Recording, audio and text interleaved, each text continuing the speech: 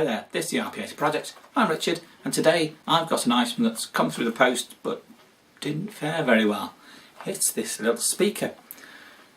Great little speakers these are, do like them, but UK post being as it is, things either come through looking spectacular or they just come through trashed. And this thing is trashed. It's actually quite flattened. Can't really see it here yet, it's still in the packaging. I shall take it out quite soon and you'll see how flat it is. So it's never really going to work again, so I'm going to dissect it and have a look at the anatomy of a speaker. Now I have got another speaker which is my reference speaker. Now it's a bit bigger, but I've got this speaker here. This is quite a nice speaker, had it for a while. Project I'm going to use it on, haven't got round to it yet, but I'm sure I will at some point. Of course, not taking this apart because this is quite a nice little speaker. And it is, well, I say little, it's a decent enough size. What is it? Is it 5 inch, I think, something like that? Nice speaker. These are actually very nice speakers as well. In a very small form factor. They are almost full range, you know, so they're a great little speaker, especially if you want to get some different sounds out of them. You can choose what frequency range you want and blast it through. Really nice. But this one is coming apart. So let's get on the bench and take it apart, shall we? Okay, so I've got my speaker here. You can see the box is a bit squished. This is the Visiton. Yeah, is that right? Visiton from Germany, Deutschland. The FR7. They do a range of speakers. They're all pretty good. And this is a little one, a little 4 ohm. Let's have a quick look at the spec on there. It is rated power 5 watts, maximum power 10 watts. The frequency response at -10 dB is 130 Hz to 20 kilohertz, so that is really, except for the really low audio part, you know, 50 Hz, 60 Hz, 100 Hz, whatever, you know, that really low bass stuff, then this speaker will really work. So all the mid ranges and even the high, you know, could use this as a tweeter. But as you can see, packaging is a bit busted up, and then we come to the speaker. And I'm sure you're able to see already that that doesn't look right. If I turn it on its edge, yeah, that is looking a bit nasty. And the other side, well, yeah, you know, man alive, that is just utterly and completely trashed. There is no way on earth that that thing is ever going to work again. Just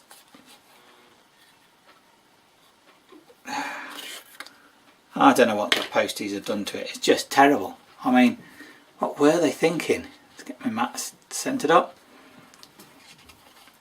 So I suppose I ought to try and pull it apart and see if I can understand what's going on. As you can see, it's flat. This has been pushed right in the magnet into the main cone, unlike this thing, which is nice to show it's bigger so you can really see it. This frame, the bracket, is got that nice shape that allows the cone to sit in there when it's just been pushed all together and squeezed. So how am I going to take this apart? Well, I've got a scalpel. I suppose easiest way to do this is to start with trying to cut this this part of the cone out, or shall I try and take this centre bit off, the dust cover? So I'll start with the dust cover, that's coming off already. Carefully get and take that off. I can get it to come along. There we go, that's off. And now you can sort of see into the centre where the voice coil part is, and that has just been, that's just been destroyed. I'm just going to try and zoom in a little bit more if I can. Wrong way, always go the wrong way. Let's see if I can stay centered on that. Oh, I've got, yeah, okay, yeah, oh dear, there's no way that voice coil, it can't move. There is a little bit of movement in it. I can make it move, but it's basically, this has been rammed up so far. Right, let's see if I can get this cone cut off. There's a bit of what feels like foam here on the sides. Not sure if that will come off.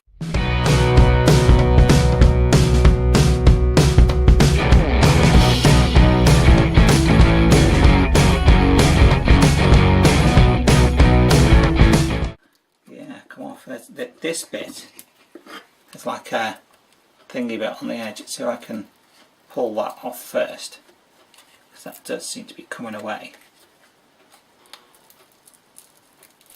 Not quite.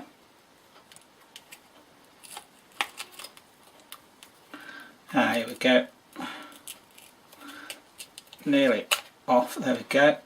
That's pulled that bit off, and now I can see the actual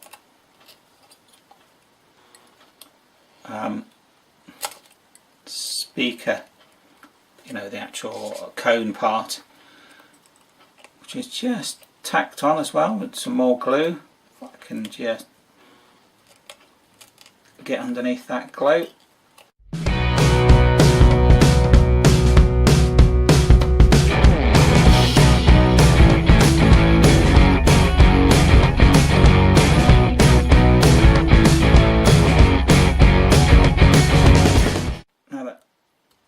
Cone is only one of many parts for the speaker.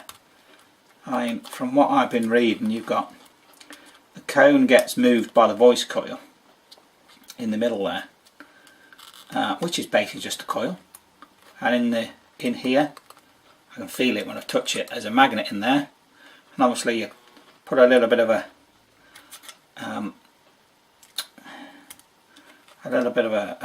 current through voltage and current through the coil, and it will react to that magnet, because you'll be magnetizing it, so it'll move, and that's why it goes up and down in response to the amount of voltage and current being passed through that little coil.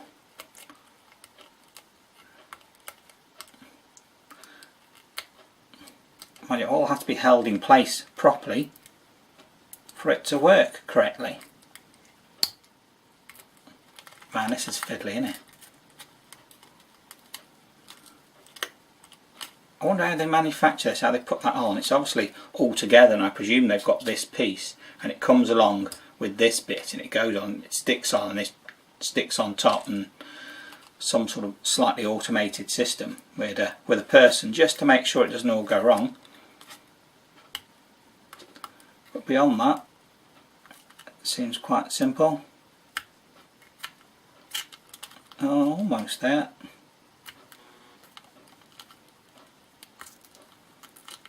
Have I got this thing unstuck yet? Well, oh, not quite, a bit left there.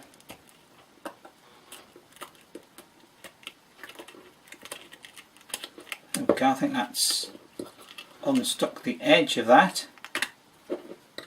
So, having unstuck the edge of that, you'd think you'd be able to pull it away, but not, because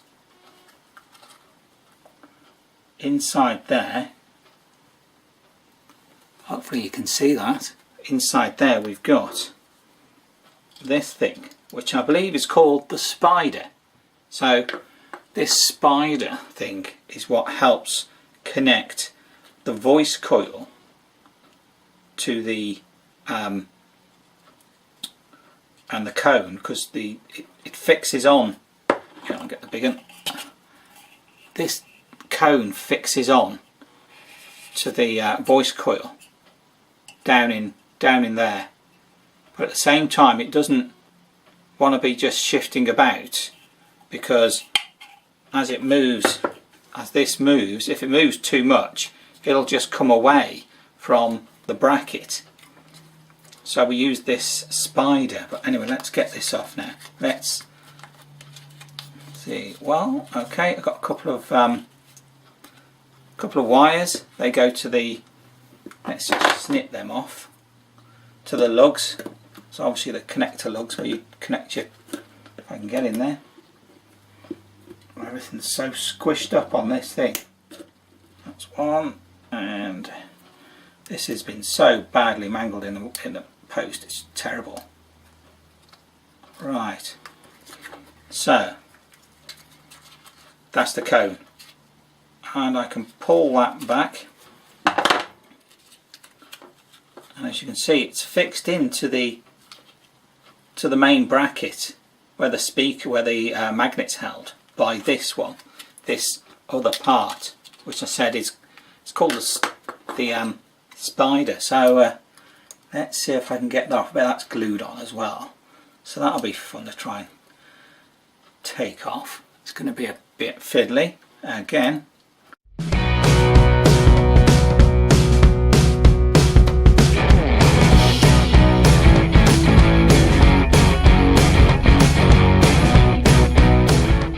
Even though this cone is like a paper, it's also very materially, and got the edge bit's got a slight plastickiness to it, which is why obviously I'm able to bend it round a bit. Some cones, like I presume this cone, I can feel it's a lot more papery, so it'd be much more easily damaged if it was knocked, you know, or getting the treatment I'm giving it now. This little one. So is that it? There we go, that's got it. And last bit at the top here, and that is now off, and that there is the voice coil, just a little coil that is wound round. And as you can see, basically it's just like a little tube, and then if we can get this right, you've got like a little tube, you know, it's like card, and it fits into this little gap here between the magnet and the bracket, and it obviously, as you energize it, it makes it move up and down. And then to make this part fixed to the bracket, they used the spider, which is attached to the tube at that point, and then fixes onto the bracket there. And then the cone goes on, is then fixed on at the top of the tube. You can't really see it there, and it's fixed on at the top of the tube, and then fixes onto the outer part of the bracket. So obviously when this part, effectively, when this moves up and down, it can't move too far to come out, so that the thing doesn't, I need something non-magnetic, no mind.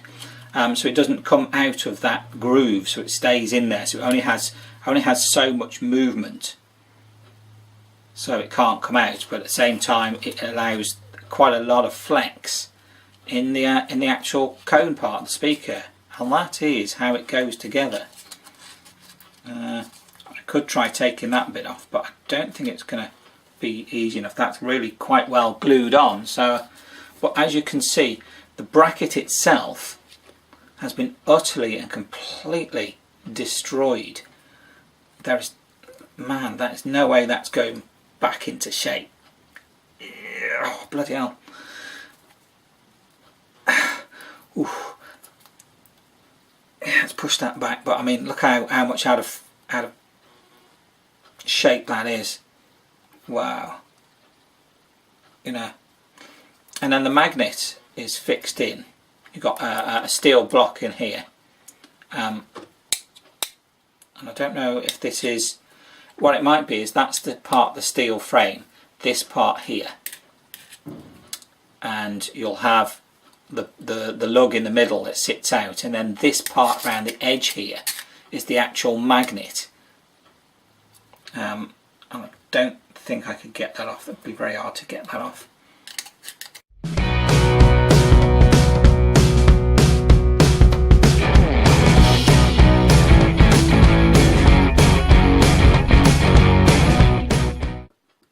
Here we go, and there you go. That's the frame, which is utterly buggered, and then there you have the disc. There's like a steel disc, and the magnet unit. That's obviously, you know, fixed together permanent. There's no way that's coming off. I'd say that you've got a thin magnet, like a ring magnet, that's sat on there onto this disc that you can see it comes through. It's got a centre bit that sticks through, which magnetises that centre bit, and then that bit goes over the top and moves when energised. So there you go. You know, unlike this is very much the same, but it's a much bigger magnet and spider unit in there, and a bigger cone. But yeah, that bracket was utterly trashed, and it basically destroyed the ability of this speaker ever to work. And of course you can't straighten this out, because if this is out of shape, even slightly out of shape, this won't produce the right sound, the right tone. It'll just be off all the time. So this bracket has to be in perfectly good condition for the speaker to work properly, otherwise you just get the sound just isn't right. You know, it can't vibrate properly, because if you were to have a cone that's shaped more like squished in at the sides, it's not going to create that rounded sound, unless of course your speaker was designed that way.